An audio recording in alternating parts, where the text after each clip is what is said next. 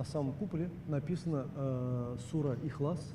Под сводом купола суры из священного Корана. Ниже 99 имен Аллаха. Такой мозаикой украшена новая соборная мечеть Алтан, которая носит имя просветителя Габдрахима Утаз-Имяни. Сегодня ее готовят к празднику. Завтра здесь пройдет главный гает-намаз Курбан-Байрама. Наше открытие именно к этому байрам-намазу. Планируется приезд нашего раиса нашей республики и мэра города. Уже завтра всю эту красоту смогут увидеть десятки тысяч людей. В республике и не только. Праздничное богослужение из мечети Алтан будет транслировать в прямом эфире наш телеканал. Начало прямо во время восхода солнца в 2 часа 50 минут. В Набережных Челнах праздновать Курбан-Байрам начнут чуть позже. Праздничную проповедь произнесут в 5 утра, намаз в 5:30. Около 6 все эти мероприятия в мечети заканчиваются. И уже после 6 уже можно резать курбаны.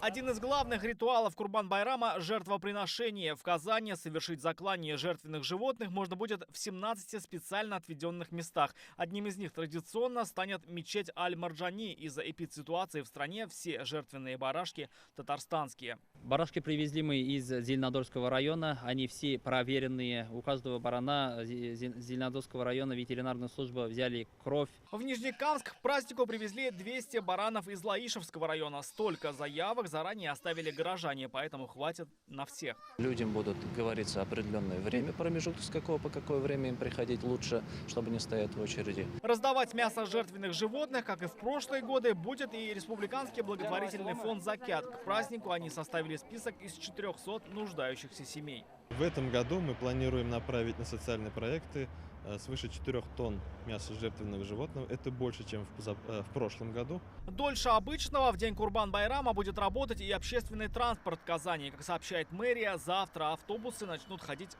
в 1:30.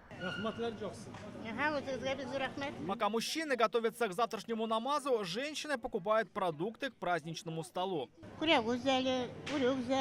Праздничное настроение, вер стопроцентное. Ажиотаж на одном из крупнейших рынков города сегодня в основном у рядов с сухофруктами, но и риса тоже покупают много. Сегодня у нас все мусульмане обычно готовят плов, вот как раз на праздник.